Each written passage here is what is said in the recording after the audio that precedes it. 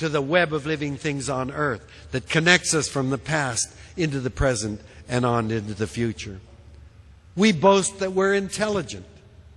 What intelligent creature, knowing the role that air plays in our lives, would then proceed to use air as a toxic dump, to dump our most toxic chemicals in and think it'll simply diffuse away and go away. We are air. Whatever we do to air, we do directly to ourselves. I calculate I have taken more than 350 million breaths of air in my lifetime and filtered whatever was in the air. How can we think that we can use air as an exhaust? I see young couples with a child being environmentally responsible, taking a child in the stroller and walking instead of taking a car. But where is that baby's nose? Right at the level of the exhaust pipes of every car on the road. You might as well take a hose out of the exhaust of a car and pump it directly into that baby's nose. We are air. Whatever we do to the air, we do to ourselves. And that's the same with the other sacred elements. Earth, air, fire, and water. Every one of us is over 60% water by weight. We're basically a big blob of water with enough thickener added so we don't dribble away on the floor. But you know, our bodies leak water. It comes out of our skin and our eyes and our mouth and our crotch, and we lose water all the time. So if I take a drink of water here, do you think that's Moncton water? Of course not. The first science lesson you remember from grade school is the water cycle, right? Water covers 70% of the earth, evaporates, forms clouds, rains on the land, runs into rivers and lakes, evaporates. Water cartwheels around the planet.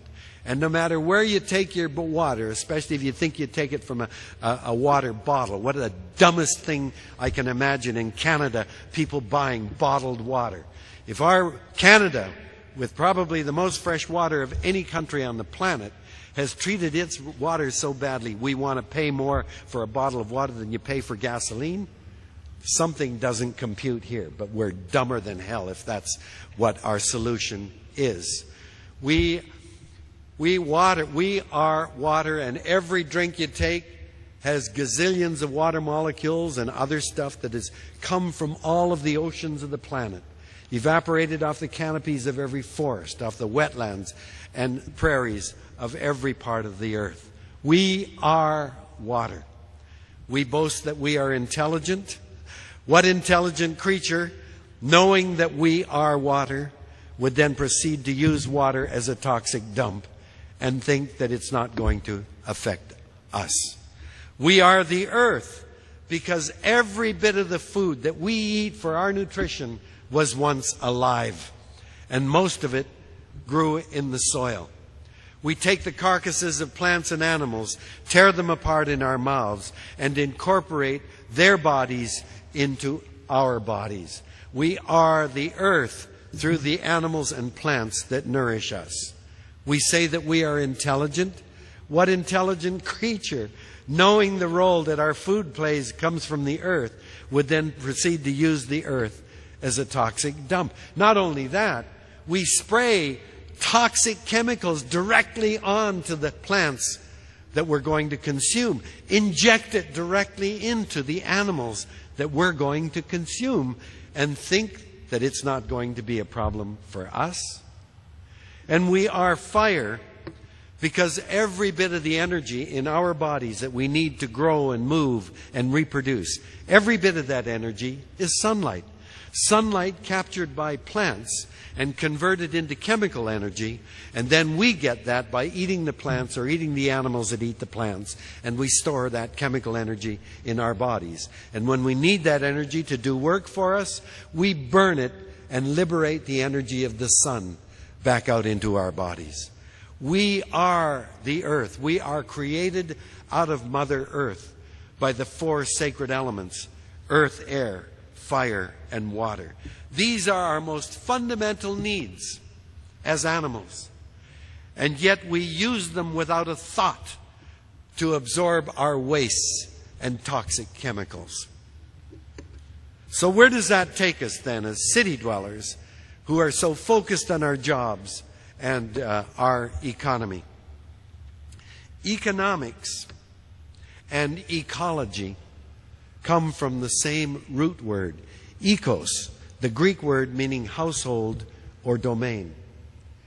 Ecology is the study of home. Economics is its management.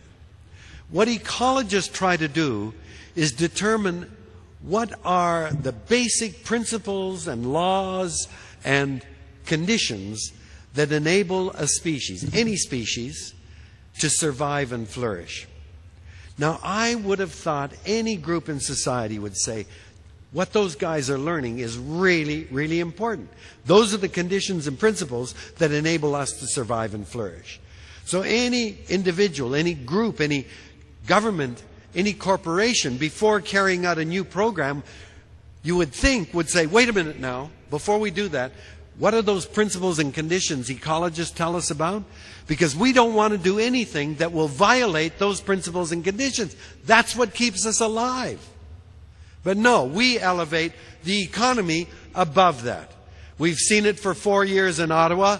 We've had a prime minister who for 4 years has denied the reality of climate change, but says even if we tried to do something about reducing greenhouse gases emissions, it'll destroy the economy, so I'm not doing anything. In other words, to Mr. Harper, the economy comes before the very atmosphere that keeps us alive and healthy. The former Minister of the Environment in Alberta was quoted in the Calgary Herald a few years ago as saying, those environmentalists better understand we can't afford to do the things they're demanding if we don't have a strong, growing economy. So even the Minister of the Environment, whose job is to protect the environment, thinks the economy comes before everything else. Let's put the eco back into economics. I'm told over and over again by business people and politicians, listen, Suzuki, you have to be realistic. The economy is the bottom line. That's why last summer I did a 10-part radio series on CBC called The Bottom Line. Because as a scientist, I know there's a far more fundamental and important bottom line than what politicians and business people tell us. We live according to a bottom line that is established by laws of physics, chemistry, and biology. The first and second law of thermodynamics informs us we cannot build a perpetual motion machine. We know that. The law of gravity says you can't have an anti-gravity machine on Earth. And the speed of light dictates the ultimate speed with which we could design any kind of vehicle. We can't go faster than the speed of light. Those are dictated to us by physics. And we all accept that, and we know we have to live within those limits.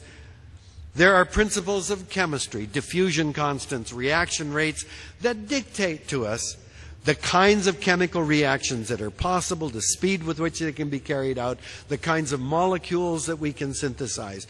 We live within the laws dictated to us by chemistry. We understand that.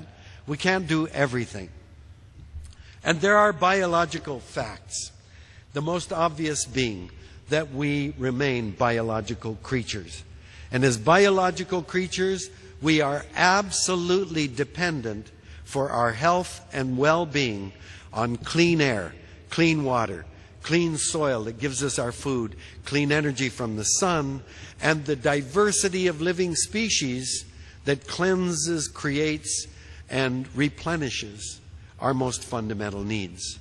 Those are things we have to live with because we are biological creatures. You can't change that. Other things, capitalism, free enterprise, corporations, currency, markets, the economy, these are not forces of nature. We invented them, for God's sakes. We can't change the laws of nature, but we can sure as hell change the things that we create. And it doesn't make any sense to me that we bow down before these things as if they are somehow things that emanate from the natural world. Talk to any neoconservative. Talk to them and mention the word market. The minute you say the word market, they go, oh, the market. Oh, the market. Yes, yes. Free the market. Let the market do its thing. What a lot of nonsense. We invented the market. And then we think that it's suddenly sacred and that we've got to bow down before us. I've never heard of such a stupid thing in my life. You know, a few hundred years ago, people believed in dragons, demons, and monsters. And we really believed them. If we thought they were mad at us, man, we'd give them gold and jewels and sacrifice virgins. We'd do anything to placate them. Well, today we know those are figments of our imagination. Nobody believes in dragons or demons or monsters. But what do? We replace them with another figment of our imagination called the economy. And by God, you know, we take them serious. Just read the headlines on the business pages, you know. If it says, economy's not looking healthy, man, do we get scared. You know, we start shaking. We'll put gold in their jewels. No virgins left today, but we'll give them anything else. Please, please, please. Wait a minute now. We invented them. We can't change the laws of physics, chemistry, or biology, but we can sure as hell change these things. Economic meltdown, 2008, huge crisis. But that crisis was a huge opportunity to sit back and say, whoa, we can't keep, this is crazy. We can't go to dot-com boom and bust, housing boom and bust. This is crazy. We've got to design a better system than this. But no, what did we do? Mr. Bush, then Mr. Obama, began to immediately shovel hundreds of billions of dollars into the same banks that created the problem, into the auto sector without any strings attached. All they asked was, please, please, please, get back up and running again. It was Einstein that said the definition of insanity is doing the same thing over and over again but expecting a different result. I mean, this is absolutely nuts. We can't continue to treat the economy and the market as if somehow they are sacrosanct, when the fact is they have become unbelievably destructive. We compound the problem by elevating other human inventions up to the level of forces of nature. We draw lines around our property, around our cities, our provinces, our countries. And by God, do we take those borders seriously. We'll go to war, we'll fight, we'll kill and die to protect those borders. But you know what? Nature couldn't give two hoots about human boundaries. I mean, I was in Alberta a few months ago, and I said to the Albertans, you can develop the hell out of the oil sands, the dirtiest oil that we've got in the world. You can do anything you want with it. Pull it out of the earth, burn it, as long as it stays within Alberta's borders. Do you think there is such a thing as Alberta air? Of course not. Do you think that water, as it's cartwheeling around the world, cares about human boundaries? We know that prevailing winds blow dust from Africa all the way across to North America. Do you think that dust stops at the border and goes, oh, I forgot my visa, I can't land in North America? And then you think of the migrating insects and fish and birds and mammals. They do not think I'm a California eagle or I'm a grizzly bear in Canada. They go wherever they have to go. Human borders mean nothing to nature. So look at what happens when we elevate these human constructs of our borders and our economies to like as if they were forces of nature. Copenhagen in December of last year. 192 countries trying to negotiate the fate of the atmosphere, which doesn't belong to anyone, through the lenses of 192 national boundaries and 192 national economies. And we think that we're going to be able to come up with a plan that makes any sense at all. We'll never succeed so long as we elevate our requirements above what is needed for those things in nature. We've got to, and yet we constantly try to shoehorn nature to fit our economic agenda. In British Columbia, every time there's a recession or an economic downturn, We have a law in British Columbia that you cannot ship raw logs out of British Columbia. That's so that we have the value-added jobs in BC